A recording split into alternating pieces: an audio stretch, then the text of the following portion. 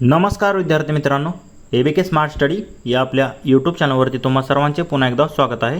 तर आज आपण रत्नागिरी जिल्हा पोलीस आयुक्तालय म्हणजेच पोलीस शिपाई भरतीचा दिनांक 28 जुलै 2024 साली झालेला सेट सीचा पेपर पाहणार आहोत। तर या पेपरचा सुरुवातीला आपण भाग 1 पाहणार आहोत। तर या भाग 1 मध्ये आपण त्याचे महत्त्वाचे जे काही 25 प्रश्न आहेत सुरुवातीचे तर ते स्पष्टीकरणासहित पाहणार आहोत। त्यामुळे तुम्ही हा व्हिडिओ पूर्ण बघा व तुमच्या मित्रांना देखील शेअर करा। तर प्रश्न पहिला पहा, लोटे औद्योगिक क्षेत्रामध्ये मुख्यतः कोणत्या क्षेत्रातील कंपन्या आहेत? म्हणजे लोटे जे औद्योगिक क्षेत्र आहे रत्नागिरी जिल्ह्यातील खेड या तालुक्यामध्ये येते। पहा, तर या लोटे औद्योगिक क्षेत्रामध्ये मुख्यतः कोणत्या क्षेत्रातील कंपन्या आहेत? तर आता इथे जर तुम्ही पाहिलं तर रासायनिक म्हणजे रासायनिक क्षेत्राशी संबंधित ज्या काही कंपन्या आहेत तर त्या लोटे औद्योगिक क्षेत्रामध्ये येतात। म्हणून याचं उत्तर असणार आहे ऑप्शन बी रासायनिक। कारण लोटे औद्योगिक क्षेत्रामध्ये मुख्यतः रासायनिक क्षेत्रातील कंपन्या जास्त प्रकारे आहेत, म्हणून ऑप्शन ब या प्रश्नाचं उत्तर असेल। पुढील प्रश्न पाहूयात। प्रश्न क्रमांक 2, दोन संख्यांची बेरीज 117 व त्यांच्यातील फरक 53 आहे, तर त्या संख्या कोणत्या? बघा, बेरीज 117 पाहिजे आणि फरक 53 पाहिजे। आता इथे डायरेक्ट तुम्ही पर्यायावरून याचं उत्तर काढू शकता। चारही पर्यायांचा जर तुम्ही विचार केला तर पर्याय क्रमांक डी मध्ये बघा 85 आणि 32 या दोघांची जर बेरीज केली तर किती येते? 117 येते। आणि 85 मधून जर 32 तुम्ही वजा केले तर किती येते? 53 येते। बघा, वजा बाकी 53 येते, फरक जो बेरीज 117 येते।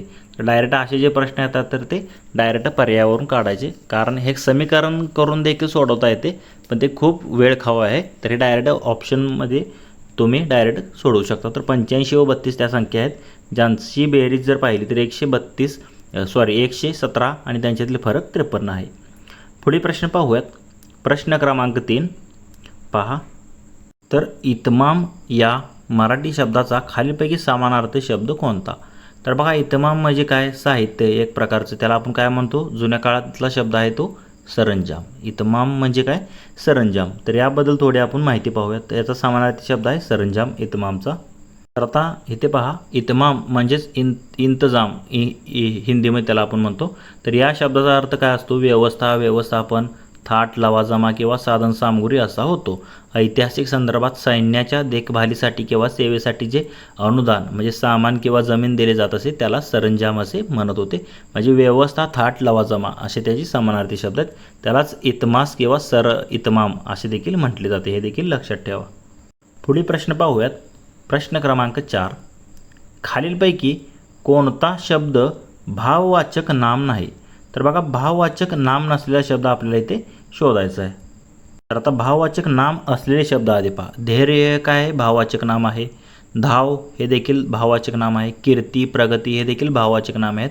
पण तांबे, सोने तांबे जसे धातू आहे तसा तांबा धातू आहे, सोने चांदी जसे आहे तसे। मग हे काय झालं? एक प्रकारचं विशेष नाम झालं, भाववाचक नाम नाही। तर तांबे हे पदार्थवाचक नाम झालं। बघा, कोणतं? पदार्थवाचक। म्हणजे ऑप्शन डी या प्रश्नाचं उत्तर असेल, भाववाचक नाम नसलेला शब्द ऑप्शन डी तांबे। पुढील प्रश्न पाहूयात। प्रश्न क्रमांक 5, तू त्या राजपुत्राला वर या वाक्यातील वर या शब्दाची जात ओळखा। तर बघा, इथे जर तुम्ही पाहिलं, तू त्या राजपुत्राला वर म्हणजे काय? त्याची निवड कर। म्हणजे निवड करणे म्हणजे काय झालं? एक प्रकारचा क्रियापद म्हणून इथे याचा वरचा वापर केलेला आहे। तू त्या राजपुत्राला वर किंवा त्याची निवड कर असं म्हणतो आपण। म्हणजे वर हे काय वापरलेलं आहे दिल्या वाक्यामध्ये? तर त्याची जात काय असणार आहे? तर ते क्रियापद म्हणून वापरलेलं आहे। ऑप्शन बी या प्रश्नाचं उत्तर असणार आहे। पुढील प्रश्न पाहूयात। प्रश्न क्रमांक 6, खग्रास चंद्रग्रहणाचा जास्तीत जास्त कालावधी किती मिनिटांचा असतो? तर बघा, 2 प्रकारचे चंद्रग्रहण असतात, खंडग्रास आणि खग्रास। तर आता इथे जर तुम्ही पाहिलं, असा चंद्र म्हणजे असा अर्धा झाकला जातो। जेव्हा समजा हा जो मधला जो भाग आहे तर तो समजा असा अर्धा जर झाकला गेला तर त्याला आपण काय म्हणतो? तर तो खंडग्रास म्हणतो। काय म्हणतो? खंडग्रास ग्रहण आहे असं आपण त्याला म्हणतो। तर आणि जेव्हा बघा, भाग जेव्हा असा पूर्ण झाकला जातो पृथ्वीचा, म्हणजे चंद्राचा भाग आपल्या पृथ्वी सावलीमुळे पूर्ण झाकला जातो, संपूर्ण जेव्हा झाकला जातो तर त्याला खग्रास म्हणतो। आणि चंद्र आपल्या पृथ्वीपेक्षा लहान असल्यामुळे त्याचा कालावधी जो आहे तर या ग्रहणाचा जास्त आहे। म्हणजे एकूण जर तुम्ही पाहिलं तर खग्रास चंद्रग्रहणाचा कालावधी जवळपास 2.25 तास, म्हणजे 107 मिनिटांचा कालावधी आहे. किती आहे? 107 मिनिटांचा जो आहे तर तो कालावधी आहे 107, जे की पर्याय क्रमांक सी मध्ये दिलेला आहे. खंडग्रासमध्ये थोडासा भाग झाकला जातो. म्हणजे चंद्र तुम्हाला असा एवढाच अर्धा दिसतो बघा कधी कधी, तेवढाच भाग झाकला जातो, तर त्याला काय म्हटलं जातं तर ते खंडग्रास, आणि पूर्ण भाग झाकला जातो त्याला खग्रास, हे लक्षात ठेवा. आणि सर्वात मोठं जे आहे तर ते जास्तीत जास्त कालावधी कितीचा असतो खग्रास ग्रहणाचा? 107 मिनिटांचा. ऑप्शन सी या प्रश्नाचं उत्तर असणार आहे.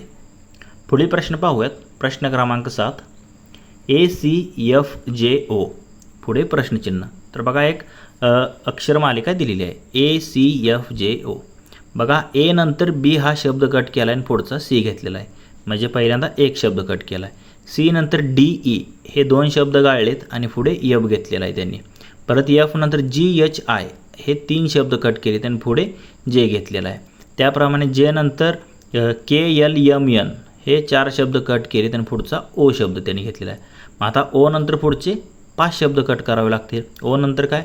PQRST हे 5 शब्द कट केले आणि पुढे काय येणार? मग यू येईल. म्हणजे 5 शब्द कट करून पुढचा शब्द काय येणार आहे? यू येणार आहे. तर बघा यू हे तुम्हाला कशामध्ये दिसत आहे? तर पर्याय क्रमांक ए मध्ये दिलेला आहे. तेच आपलं या प्रश्नाचं उत्तर असेल. पर्याय क्रमांक ए यू. पुढील प्रश्न पाहूयात. प्रश्न क्रमांक 8 पहा. तर इथे आपल्याला 4 विधान दिलेले आहेत. तर या 4 विधानापैकी तुम्हाला चुकीचं विधान म्हणजे अयोग्य विधान जे काय आहे तर इथे निवडायचं आहे. तर बघा आता एक एक विधान मी वाचत आहे. तर पहिलं विधान आहे खारे वारे दिवसा वाहतात. तर बघा खारे वारे हे दिवसा वाहतात, बरोबर आहे. म्हणजे जेव्हा समुद्राकडून ते जमिनीकडे वाहत असतात बघा, समुद्राच्या पाण्याची वाफ होते आणि ते जे आहे तर ते जमिनीकडे म्हणजे ते दिवसा वाहतात, दिवसा समुद्राकडून जमिनीकडे वाहतात, म्हणजे हे बरोबर आहे. बी वाक्य बघा मतलई वारे रात्री वाहतात. मतलई वारे म्हणजे काय असतं? जमिनीकडून समुद्राकडे वाहतात. म्हणजे तुम्ही जर पाहिलं तर पाणी जे आहे तर ते हळू तापतं आणि म्हणजे उशिरा तापतं आणि उशिरा थंड होतं. पण जमीन कशी आहे? लगेच तापते व लगेच थंड होते. त्यामुळे रात्री जमीन गार झालेली असते, त्यामुळे तिथला दाब जास्त असतो. मग जास्त दाबामुळे काय होतं? जमिनीवरचं जे हवा आहे तर ती समुद्रा दिशेने व्हायला लागते, कारण तिथलं तापमान जास्त असतं, पाणी हळूहळू थंड होत असतं. त्यामुळे काय होतं? त्याला मतले वारे म्हणतो, जे की जमिनीकडून समुद्राकडे रात्री वाहतं. हे देखील वाक्य बरोबर आहे. ए बरोबर आहे, बी बरोबर आहे. सी वाक्य पहा मोसमी वारे हे मोठ्या प्रमाणावरील खारे व मतले वारेच आहेत. बरोबर आहे. मोसमी वाऱ्यांनाच खारे आणि मतले वारे असे म्हटले जाते. आणि डी बघा जमीन उशिरा तापते व पाणी लवकर तापते. तर हे उलटं दिलेलं आहे. जमीन लगेच तापते आणि पाणी उशिरा तापते, कारण त्याच्यामुळेच खारे आणि मतले वारे तयार होतात. बघा इथे उलटं दिलेलं आहे, म्हणून ऑप्शन डी आपल्या प्रश्नाचं उत्तर असणार आहे. चुकीचं विधान काय आहे? पर्याय क्रमांक डी मधील चुकीचं दिलेलं आहे. जिथे काय पाहिजे होतं? जमीन लवकर तापते व पाणी उशिरा तापते असं इथे द्यायला पाहिजे होतं, पण त्याने उलटं दिले म्हणून हे चुकीचं विधान असेल. Option D. पुढील प्रश्न पाहूयात. प्रश्न क्रमांक 9 पहा. जर घड्याळात 10:30 वाजता 12 हा अंक उत्तर दिशा दर्शवत असेल तर तास काटा कोणती दिशा दर्शवेल? बघा आता घड्याळ आपल्याला प्रश्नात घड्याळ असं काढूया आपण. तर काय म्हणले? घड्याळात 12 हा अंक उत्तर दिशा, म्हणजे 12 हा अंक कुठं असतो? इथे असतो. आणि ही कोणती दिशा आहे? उत्तर दिशा दर्शवत असेल तर तास काटा कोणती दिशा दर्शवेल? बघा 10:30 वाजलेत, मग आता तास काटा कुठे असणार आहे? या दिशेला असणार आहे. ते 10:30च्या पुढे असणार आहे. आणि मिनिट काटा जो आहे तर तो कुठे असणार आहे? 6वर असणार आहे, कारण 10:30 वाजलेत. मग ही दिशा कोणती आहे तास काट्याची विचारले, तर कोणती असते ही दिशा? इकडची वायव्य दिशा असते. म्हणजे तास काटा कोणती दिशा दर्शवेल? वायव्य दिशा दर्शवेल. ऑप्शन डी मध्ये दिलेला आहे. पुढील प्रश्न पाहूयात. प्रश्न क्रमांक 10. खालीलपैकी कोणता विषय भारतीय संविधानातील राज्यसूचीमध्ये नाही? म्हणजे राज्यसूचीमध्ये नसलेला विषय इथे निवडायचा आहे. तर आता बघा राज्यसूचीमध्ये असलेले विषय अगोदर तुम्हाला माहीत असणे गरजेचं आहे. शेती, पोलीस हे जे विषय आहेत तर ते राज्यसूचीमध्ये असतात. म्हणजे शेती आहे त्याप्रमाणे, म्हणजे राज्यसूची म्हणजे काय? त्यावर कायदा करण्याचा अधिकार जो आहे तर तो राज्याला असतो. त्याप्रमाणे कायदा आणि सुव्यवस्था राखण्याचं काम देखील राज्याचं आहे. पोलीस म्हणजे ते देखील राज्यसूचित आहे. त्याप्रमाणे तुरुंग, प्रशासन, जेल हे देखील राज्यसूचित आहे. आणि चलन व्यवस्था बघा, चलन व्यवस्था ही केंद्र पातळीवर हाताळली जाते. हा केंद्र सूचीतील विषय आहे, म्हणून चलन व्यवस्था हे राज्यसूचीमधले विषय नसलेला विषय आहे. ऑप्शन सी चलन व्यवस्था. पुढील प्रश्न पाहूयात. प्रश्न क्रमांक 11 पहा. उधाणाची भरती कधी येते? तर आता सुरुवातीला आता 2 प्रकारच्या भरत्या येतात हे तुम्हाला माहीत असलं पाहिजे. उधाणाची भरती ओहोटी आणि भांगाची भरती ओहोटी. उधाणाची भरती ओहोटी जी असते बघा तर ती मोठी असते. तेव्हा काय होतं बघा, हा सूर्य आहे, हा चंद्र आहे आणि ही आपली पृथ्वी आहे. जेव्हा हे सरळ रेषेत असतात म्हणजे जेव्हा सरळ रेषेत येतात तेव्हा आपल्या ह्या दोघांची गुरुत्वाकर्षण शक्ती चंद्राची आणि सूर्याची एकावर एक जास्त लागते आणि ही भरती जी आहे तर ती मोठी असते. त्याला आपण काय म्हणतो? उधाणाची भरती त्याला असे म्हणतो. आणि ही कधी असते तर ती अमावस्येला असते. म्हणून ह्या प्रश्नाचं उत्तर काय असणार आहे? अमावस्या असणार आहे. आणि दुसरी एक मी तुम्हाला सांगितलं कोणती भरती, तर ती भांगाची भरती ओहोटी असते. भांगाची भरती ओहोटी काय असते तर ती अष्टमीला असते बघा. त्यावेळेस काय येतं, पृथ्वी चंद्र ही पृथ्वी ही असेल तर चंद्र इकडे असा जातो म्हणजे 90 डिग्रीमध्ये जातो हे. आणि सरळ रेषेत असतात तेव्हा उधाणाची असते आणि 90 डिग्रीमध्ये म्हणजे असतात चंद्र पृथ्वी सूर्य तेव्हा काय असते, गुरुत्वाकर्षण हे चंद्राचं जे आहे तर ते विरुद्ध दिशेला कार्य करतं सूर्याच्या. म्हणून जे असते तर ती लहान असते, छोटी असते बघा. त्याला भांगाची भरती ओहोटी म्हटलं जातं. आणि ती अष्टमीला असते, कृष्ण अष्टमी शुक्लाष्टमी या दोन्हीला असते भांगाची. आणि उधाणाची असते अमावस्येला. म्हणून ऑप्शन सी या प्रश्नाचं उत्तर असणार आहे. उधाणाची भरती ओहोटी कधी येते तर ती अमावस्येला येते. ऑप्शन सी या प्रश्नाचं उत्तर असणार आहे. पुढील प्रश्न पाहूयात. प्रश्न क्रमांक 12. 26 जानेवारी 2020 रोजी रविवार असेल तर त्या वर्षात 15 ऑगस्ट कोणत्या वारी असेल? बघा 26 जानेवारी 2020 रोजी रविवार आहे असं आपल्याला दिलेलं आहे. तर बघा या अगोदर देखील असा प्रश्न मी तुम्हाला सांगितला आहे.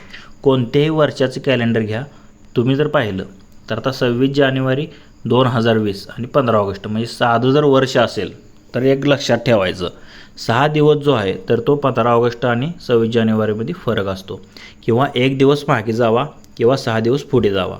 26 जानेवारीला जर समजा मंगळवार असेल किंवा कोणताही वार असेल तर 15 ऑगस्टला काय असणार आहे, त्याच्या पुढचा 6वा दिवस. मग आता इथे आपल्याला रविवार दिला आहे. रविवारच्या पुढे 6 दिवस काउंट केले तर कोणता वार येणार आहे? शनिवार.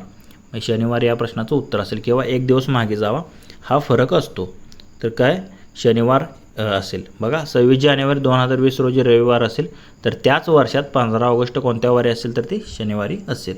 इथे एक फरक लक्षात घ्या. 2020 कसला लीप वर्ष आहे. जेव्हा लीप वर्ष असतं तेव्हा एक दिवस मागं जायचं आणि लीप वर्ष नसतं तेव्हा 2 दिवस मागं जायचं, हे लक्षात ठेवा. म्हणजे ऑप्शन डी या प्रश्न, कारण 29 इथे फेब्रुवारी तारीख वाढते. साधं वर्ष असेल तर ती 28 दिवस असतात, त्यामुळे हे लक्षात ठेवा. तर एक दिवस मागं जायचं लीप वर्ष असेल तर शनिवार असणार आहे, ऑप्शन डी. पुढील प्रश्न पाहूयात. प्रश्न क्रमांक 13 पहा. राजाला मुकुट शोभतो या वाक्यातील कर्ता ओळखा. तर आता कर्ता ओळखण्यासाठी एक तुम्ही ट्रिक लक्षात ठेवा. जे क्रियापदाला नारा नारी नारे हे 3 शब्द जोडायचे आणि प्रश्न विचारायचा. आता शोभतो, शोभणारा काय? शोभणारा काय आहे तर मुकुट आहे. म्हणजे मुकुट काय झालं या वाक्याचा कर्ता असले. शोभलेलं काय? आता शोभलेलं काय मुकुटच आहे.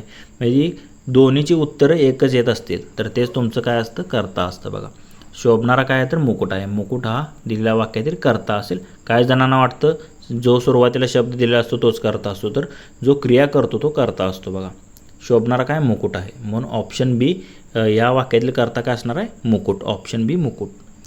पुढील प्रश्न पाहूयात. प्रश्न क्रमांक 14.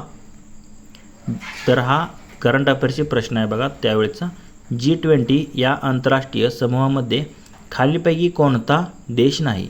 तर आता 4 देशांची नावं दिलेली आहेत G20 मधल्या.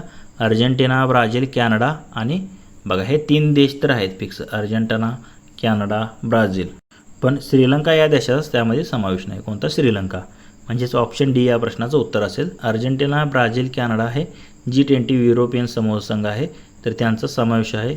तर तसेच असलेलं आपल्याला विचारलं म्हणजे ती युरोप खंड तसेच अमेरिकेतले काही जे आहेत देश यामध्ये सदस्य आहेत, पण श्रीलंका या G20चा सदस्य नाही. बघा ऑप्शन डी या प्रश्नाचं उत्तर असणार आहे. पुढील प्रश्न पाहूयात. प्रश्न क्रमांक 15. तर आता इथे काय दिले त्यांनी, योग्य विधान निवडा असं विचारलेलं आहे. आता 4 विधाने तुम्हाला दिलेली आहेत इथे. यातलं योग्य विधान तुम्हाला निवडायचं आहे.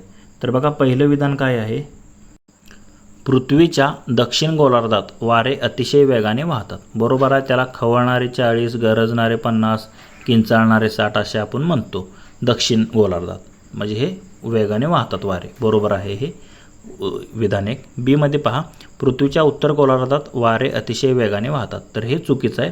तर दक्षिण गोलार्धात वेगाने वाहतात, उत्तर गोलार्धात म्हणजे कमी वेगाने वाहतात, म्हणजे हे चुकीचं आहे.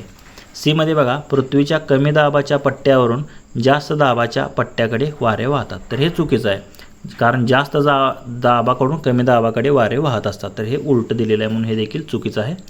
आणि डी मध्ये बघा, पर्वतीय वारे सूर्यास्तानंतर वाहतात. म्हणजे सूर्य मावळल्यानंतर पर्वतीय वारे जे आहे तर ते पर्वताकडून दरीकडे वाहतात. तर हे देखील विधान योग्य आहे. आणि याची जर तुम्ही पाहिले ॲन्सर कीमध्ये ए आणि डी ज्यांनी केलं तर हे पहिल्या ॲन्सर की आणि दुसऱ्या ॲन्सर की आलं तेव्हा हे उत्तर चेंज झालं आणि तेव्हा ए आणि डी दोन्ही योग्य आहेत म्हणून दिलेलं होतं. म्हणून या प्रश्नाचं उत्तर असणार आहे ए व डी दोन्ही योग्य आहेत. पुढील प्रश्न पाहूयात. प्रश्न क्रमांक 16 पहा, शुक्ल काष्ठ या अलंकारिक शब्दाचा कोणता अर्थ आहे? शुक्ल काष्ठ. आता सगळ्याला वाटेल शुक्ल काष्ट म्हणजे शुक्ल पक्ष का? शुक्ल पक्ष नाही, तर शुक्ल काष्ट याला काय म्हणतो? नुसते लचांड, म्हणजे काहीतरी संकट एखादं मागं लागणे. तर नुसते लचांड म्हणजेच काय? शुक्ल काष्ट असं म्हणतो त्याला. ऑप्शन सी या प्रश्नाचं उत्तर असणार आहे. पुढील प्रश्न पाहूयात. प्रश्न क्रमांक 17 बघा काय दिलेला आहे आपल्याला इथे. एक शब्द दिलेला आहे. तर हिकमत या शब्दाचा समानार्थी शब्द कोणता आहे तुम्हाला शोधायचा आहे. तर हिकमत म्हणजे पूर्वी काळी सल्ला मसलत आपण करत होतो, म्हणजे एखादी योजना आखण्यासाठी मसलत करणे त्याला आपण म्हणतो, म्हणजे काय? हिकमत. ऑप्शन सी मध्ये दिलेला आहे बघा. समानार्थी शब्द निवडायचा होता हिकमत या शब्दाचा. काय असणार आहे? मसलत. तसे शक्कल वगैरे देखील त्याचे अर्थ होतात, पण आपल्याला दिलेल्या पर्यायामध्ये मसलत हा जवळचा शब्द आहे हिकमत या शब्दासाठी. पुढील प्रश्न पाहूयात. प्रश्न क्रमांक 18 पहा, 1955 मध्ये इम्पेरियल बँकेचे राष्ट्रीयकरण होऊन तिचे रूपांतर टिंबमध्ये करण्यात आले. तर 1955 मध्ये इम्पेरियल बँकेचे नामांतर करून त्याचं स्टेट बँक ऑफ इंडियामध्ये नामांतर करण्यात आलं होतं. म्हणजे स्टेट बँकेची स्थापना आहे, त्यालाच इम्पेरियल बँक आधी नाव होतं आणि त्याचंच 1955 मध्ये राष्ट्रीयकरण झालं आणि स्टेट बँक ऑफ इंडिया असं नामकरण झालेलं होतं. म्हणजे ऑप्शन ए या प्रश्नाचं उत्तर असणार आहे प्रश्न क्रमांक 18चं. तसेच मित्रांनो, तुम्हाला जर या पेपरची PDF देखील हवी असेल तर आपले टेलिग्राम चॅनलसुद्धा आहे. त्याची लिंक या व्हिडिओच्या डिस्क्रिप्शन बॉक्समध्ये तुम्हाला भेटून जाईल. तिथे तुम्ही टेलिग्राम चॅनल जॉईन करा व याची फ्रीमध्ये PDF देखील मिळवू शकता. तसेच बघा इथे आपल्याला RBI दिले. RBIचे राष्ट्रीयकरण कधी झालं तर 1949ला झालं होतं, हे देखील लक्षात ठेवा. पुढील प्रश्न आहे प्रश्न क्रमांक 19.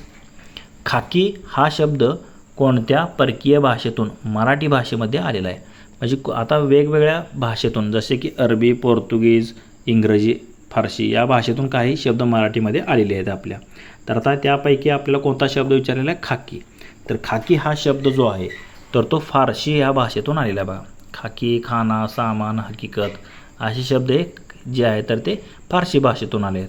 पोर्तुगीजमध्ये हापूस, घमेले वगैरे शब्द जे आहेत, लोणचे, हे पोर्तुगीज भाषेतून आलेले आहेत. त्याप्रमाणे अरबी भाषेतून अर्ज, इनाम वगैरे असे शब्द जे आहेत, अर्ज, हे अरबी भाषेतून आले आहेत. इंग्रजीमध्ये तुम्हाला माहिती आहे बॅट बॉल तुम्ही खेळता, तर ते शब्द जे आहेत तर ते इंग्रजी भाषेतून आहेत. म्हणजे काही शब्द परकीय भाषेतून मराठीमध्ये आले तर ते शब्दसिद्धीमध्ये याचा आपण अभ्यास करतो. तर तसाच हा खाकी शब्द आहे तर तो फारसी या भाषेतून आलेला आहे. ऑप्शन अ या प्रश्नाचं उत्तर असणार आहे. पुढील प्रश्न पाहूयात. प्रश्न क्रमांक 20. संगमेश्वर तालुक्याचे प्रशासकीय मुख्यालय कोणत्या ठिकाणी आहे? तर बघा पर्याय आहेत संगमेश्वर, कसबा, साखरपा आणि देवरुख. आता रत्नागिरी जिल्ह्याचा पेपर आहे त्यामुळे मी अगोदर सांगितले ज्या जिल्ह्याचा पेपर असेल त्या जिल्ह्याचा इतिहास, भूगोल, तालुके किती काय हे सगळं तुम्हाला माहीत असणं गरजेचं आहे.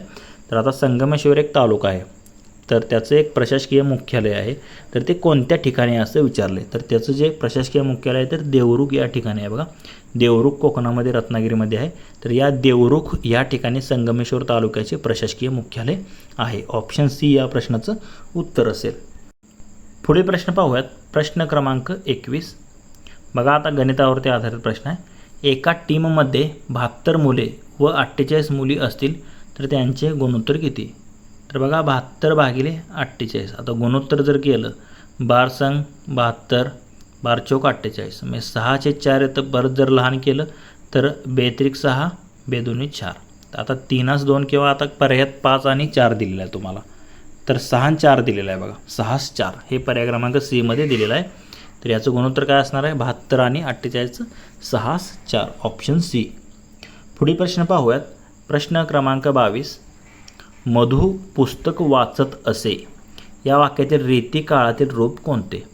तर बघा वाचत असे म्हणजे भूतकाळात तो नियमित क्रिया करत होता. तर त्याला आपण काय म्हणतो? रीती भूतकाळ असे म्हणतो. असे म्हणजे ऑप्शन बी मध्ये दिलेला आहे. आता वर्तमान काळामध्ये काय असतं? वाचत असतो, नेहमी पुस्तक वाचत असतो आलं असतं. आणि भविष्यकाळात मग काय असतं? वाचत जाईल असं आलं असतं. तर ते रीती भविष्यकाळाला असतं. तर वाचत असे म्हणजेच रीती भूतकाळ आहे. ऑप्शन बी. पुढील प्रश्न पाहूयात. प्रश्न क्रमांक 23 पहा. ते गणितावरती प्रश्न आहे. म्हणून तर आपण याला नावे दिली नाहीत.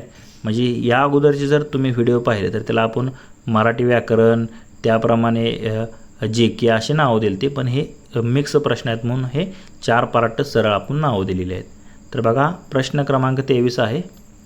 जर शालनचे वय राधाच्या 8/7 पट असेल व सध्या दोघींच्या वयाची बेरीज 45 असेल तर राधाचे आजचे वय किती?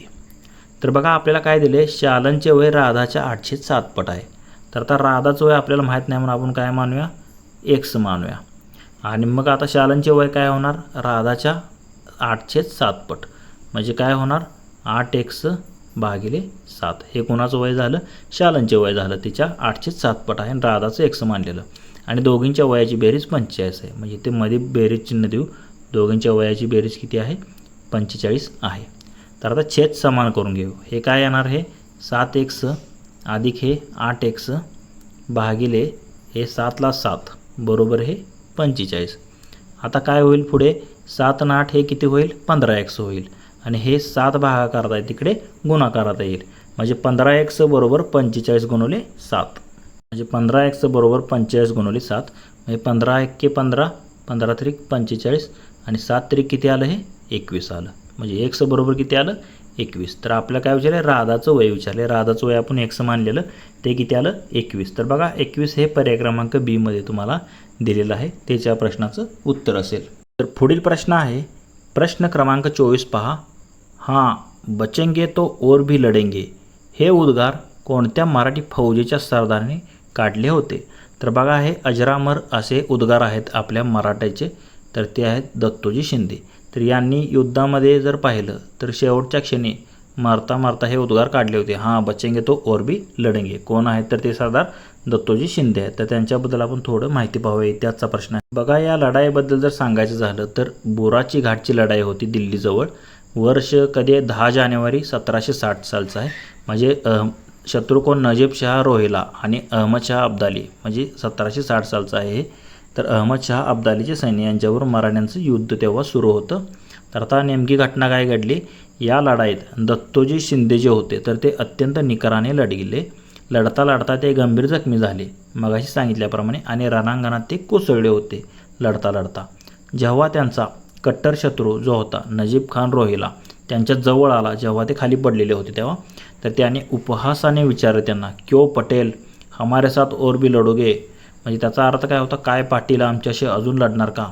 मग त्यावेळी त्यांनी मरणाच्या अवस्थेत त्यांनी हे दत्तोजी शिंदेचे हे उद्गार होते बघा. अवस्थेत असताना दत्तोजींनी मोठ्या अभिमानाने काय उत्तर दिलं? तर हां बचेंगे तो और भी लढेंगे. हो वाचलो तर अजूनही लढू असं त्यांचं उत्तर होतं. तर दत्तोजी शिंदेबद्दल थोडक्यात काय तर ते महादजी शिंदे यांचे थोरले बंधू होते. कोण होते? महादजी शिंदे यांचे थोरले बंधू होते. तर पर्यायामध्ये तुम्हाला महादजी शिंदे असं देखील म्हणजे ऑप्शन दिलेला आहे पहा. तर त्यांच्या या बलिदानामुळे मराठी सैन्यात शौर्याची लाट निर्माण झाली होती आणि उत्तर भारतात मराठ्यांचे वर्चस्व टिकून ठेवण्यासाठी त्यांनी प्राणांची आहुती दिली होती. कोणी? दत्तोजी शिंदे यांनी. म्हणजेच तर दत्तोजी शिंदे या प्रश्नाचं उत्तर असेल ऑप्शन सी. आणि त्यांचे थोरले बंधू होते महादजी शिंदे. तर ऑप्शन सी या प्रश्नाचं उत्तर असणार आहे. पुढील प्रश्न पाहूयात. प्रश्न क्रमांक 25 पहा. जर 3+2 बरोबर 27, 5+2 बरोबर म्हणजे -27 आहे, 5 अधिक 2 बरोबर वजा 45. 6 अधिक 3 बरोबर किती? बघा 3 अधिक 2 म्हणजे काय असतं? 3 म्हणजे हे 32 अंक लिहा वजा 3 आणि 2ची बेरीज किती असते? 3 आणि 2 5. 32 वजा 5 करा किती येतं? 27 येतं आणि त्याला वजा चिन्ह दिलेलं आहे. त्याप्रमाणे इथे काय 5 अधिक 2 म्हणजे हे किती झालं? हे पुढचं 52 आहे. 52 वजा हे 5 आणि 2 किती? 7 म्हणजे किती येतं? 45. त्याला वजा 45 केले. आता कितीचं काढायचं आपल्याला? 63चं काढायचं आहे. 6 अधिक 3 म्हणजे 63. 63 वजा 6 आणि 3 किती? 9. 63मधून 9 गेले किती राहिले? 54 राहिले. पण काय लिहायचं आहे आपल्याला? वजा 54. बघा वजा 54 कशामध्ये दिसते तुम्हाला? तर ऑप्शन डी मध्ये दिसत आहे. तेच या प्रश्नाचं उत्तर असेल. 6 अधिक 3 बरोबर काय येणार आहे? वजा 54 दिलेल्या ॲनॉलॉजीप्रमाणे. म्हणजे ऑप्शन डी या प्रश्नाचं उत्तर असेल. तर मित्रांनो आपला रत्नागिरी जिल्हा पोलीस शिपाई भरतीचा दिनांक 28 जुलै 2024 साली झालेला सेट सीचा पेपर सुरू आहे. तर या पेपरचा आज आपण इथे पहिला भाग पाहिला. तर या भाग 1 मध्ये आपण त्याचे सुरुवातीचे महत्त्वाचे काही 25 प्रश्न आले होते मिक्समध्ये, तर ते संपूर्ण स्पष्टीकरणासहित पाहिलेले आहेत. जर तुम्हाला या प्रश्नांमध्ये कोणती शंका वाटत असेल तर कमेंट करून नक्की कळवा. तसेच हा जर व्हिडिओ आवडला असेल तर लाईक करा, तुमच्या मित्रांना देखील शेअर करा व असेच जर नवनवीन व्हिडिओ तुम्हाला हवे असतील तर आपले YouTube channel ABK smart study subscribe करा व समोरील बेल आयकॉन प्रेस करा. धन्यवाद मित्रांनो. जय हिंद, जय महाराष्ट्र, जय महाराष्ट्र पोलीस.